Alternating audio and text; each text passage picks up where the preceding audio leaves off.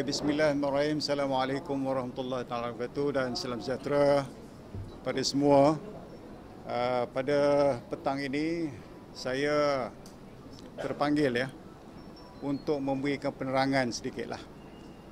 Terutama sekali berkaitan dengan siasatan dalam kes Adlan Tuya. Untuk makluman tuan-tuan dan puan-puan hadirin sekalian, saya tidak menyokong sesiapa. Saya ni bebas dan saya membuat PC ini atas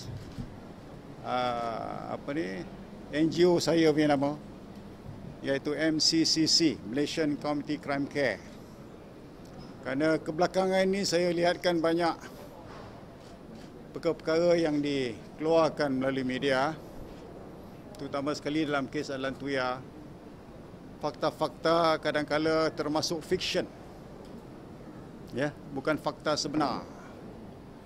Jadi saya terpanggil untuk memberi penerangan supaya masyarakat faham tentang siasatan yang dilakukan. Bukan saya yang menyiasat kes ini, tetapi pada masa itu saya adalah Ketua Polis Negara dan saya memantau siasatan yang dijalankan oleh pegawai-pegawai bawahan saya. Siasatan kes ini bermula daripada laporan orang hilang. Laporan orang hilang. Di mana kita menerima laporan yang menyatakan bahawa seorang wanita Mongolia bernama Adlan Tuya telah missing ataupun hilang. Di atas itu saya telah meminta pihak polis untuk membuka siasatan orang hilang dan saya telah memberitahu pada Ketua Siasatan Jenayah bahawa siasatan perlu dijalankan dengan teliti. Memandangkan ini pelancong, pada mula saya ingat ini pelancong. Apabila pelancong hilang pelancong asing hilang dalam negeri kita, kalau tidak dijumpai kita berasa malu. Dan berkemungkinan juga orang yang hilang ini tadi boleh menjadi sebahagian daripada mangsa jenayah. Oleh sebab itu saya telah mengarahkan pengarah Jabatan Siasatan Jenayah untuk meneliti dan memantau siasatan tersebut dengan teliti. Selepas siasatan itu dijalankan, saya juga dapat tahu dan telah dimaklumkan bahawa sebelum dia menghilangkan diri, Adlan Tuya telah membuat laporan polis di Balai Polis Brickfield.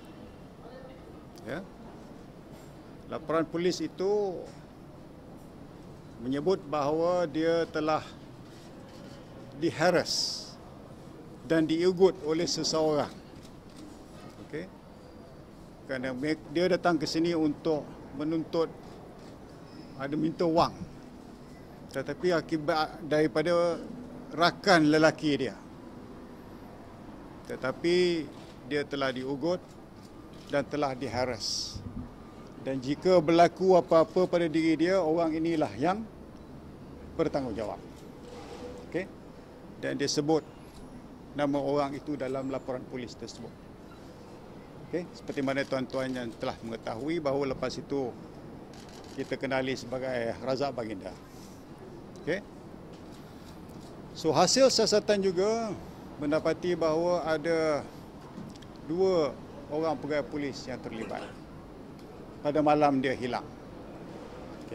Ini telah diberi keterangan oleh saksi-saksi yang memberi statement pada polis, terutama sekali pemandu teksi yang membawa dia ke sana dan lain-lain saksi yang telah kita kumpulkan. Dan daripada itu, siasatan itu tadi kita dapati bahawa dia telah dibawa ke satu tempat di Bukit Cerakah. Itu daripada keterangan saksi. Dan hasil daripada maklumat-maklumat yang kita perolehi, saya telah mengarahkan bahawa 2 anggota polis tersebut ditangkap.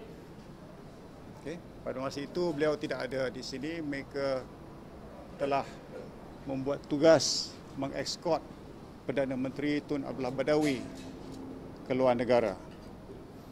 Jadi saya telah mengarahkan Ketua UTK untuk pergi ke negara tersebut dan memanggil dia balik dengan menyatakan bahawa ada tugas khas untuk diberi apabila dia balik. Dan apabila sampai ke Kuala Lumpur, saya telah mengarahkan tangkapan dibuat terhadap kedua ini. Selepas Perdana Menteri Tun Abdullah Badawi balik ke Malaysia, saya telah memberi briefing kepada beliau tentang kes ini dan memberitahu siapakah mereka-mereka yang terlibat dalam kes kehilangan wanita ini. Pada masa itu kita belum tahu kena bunuh ke apa, belum tahu. Masih dalam siasatan, ya. Dan saya juga membrief mengatakan bahawa pihak polis ingin menangkap Razak Baginda. Okey. Dan lepas itu Tun Abdullah Badawi telah meminta saya untuk brief timbalan Perdana Menteri tentang perkara ini. Saya kata tak perlu, kerana you Perdana Menteri, saya brief Perdana Menteri je. Tapi dia telah meminta saya brief timbalan Perdana Menteri.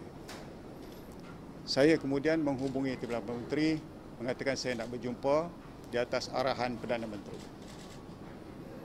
Apabila saya berjumpa beliau, saya telah memberitahu bahawa saya ingin menangkap Razak Baginda kerana penglibatan dengan kes orang yang hilang. Ya. Dan timbalan Perdana Menteri pada masa itu menyatakan bahawa do your job. Maknanya disuruh saya tangkap lah. Okay. So siasatan itu tadi telah berjalan sehinggalah kita mendapat maklumat-maklumat tertentu di mana akhirnya kita dapat tahu bahawa mangsa ini telah dibunuh. Kemudian badannya telah diletupkan. Okay. Dan lepas itu mereka bertiga ini tadi telah dituduh di mahkamah di atas kesalahan yang dilakukan kerana membunuh. Dan Razak Baginda dituduh kerana abetting ataupun menjadi rakan sejenayah berkaitan dengan perlakuan jenayah yang telah dilakukan. Ya. Siasatan juga menunjukkan bahawa memang ada hubungan antara dua anggota polis ini tadi dengan Razak Baginda pas dia orang SMS. Dan ini telah digunakan sebagai keterangan di mahkamah. Ya, itu dia. Jadi siasatan polis juga tidak menunjukkan ada penglibatan Datuk Seri Najib sendiri dalam kes ini. There's no evidence to show that ada penglibatan Datuk Seri Najib dalam kes ini. Tetapi kes ini telah banyak dikeluarkan allegation. Kononnya ada gambar yang dikeluarkan dia makan bersama dengan Perdana Menteri sekarang ni, iaitu Najib dengan Razak Baginda. Dan kemudian disiasat gambar itulah gambar palsu. Okey. Jadi perkara ini telah disensasikan dengan banyak berita-berita yang tidak betul. Dan semua saksi-saksi telah memberi keterangan di mahkamah, termasuk PI Bala telah memberi keterangan di mahkamah. Tetapi selepas memberi keterangan, ada pula pihak yang telah membuat statutory declaration, okay, yang menyatakan sebaliknya. Itu kita heran mengapa tidak didedahkan dalam mahkamah. Tetapi apabila kes dah habis berjalan, kemudian dibuat statutory declaration dengan sokongan pihak-pihak tertentu. Jadi kita melihatkan bahawa ini adalah satu perkara yang cuba untuk mengaitkan kes ini dengan seseorang. Okay. Dan baru-baru ini Al Jazeera juga telah membuat video klip berkaitan siasatan kes ini. Ya. Pada mulanya betul, seperti mana yang saya beritahu tadi, Alan Tuya buat report dan all that semua betul. Tapi akhirnya berbeza sedikit. Apabila dia masukkan SDPI Bala, kemudian dia interview seseorang yang mengatakan bahawa Razak Baginda yang menembak. Okey. So ini adalah perkara baru. yang diintroduce selepas kes ini dibicarakan di mahkamah. Jadi dalam perkara ini, siapa-siapa yang mempunyai maklumat-maklumat tertentu ataupun petunjuk-petunjuk tertentu yang boleh menunjukkan bahawa ada orang lain yang terlibat dalam kes pembunuhan ini dan kemudiannya boleh dijadikan keterangan, harap buat report pada pihak polis, so that polis boleh menyiasat sama ada allegation atau tuduhan yang dibuat itu benar ataupun tidak. Ya? Jangan kita buat cerita je, lepas tu tak berani buat report. If you have the evidence, lodge a police report. Polis tidak akan menutup apa-apa. Ya? Polis tidak akan menutup apa-apa. So itu yang saya nak menyatakan sekarang. Because saya pentingkan kebenaran. Saya tidak menyokong sesiapa. Saya tak sokong Perdana Menteri ke.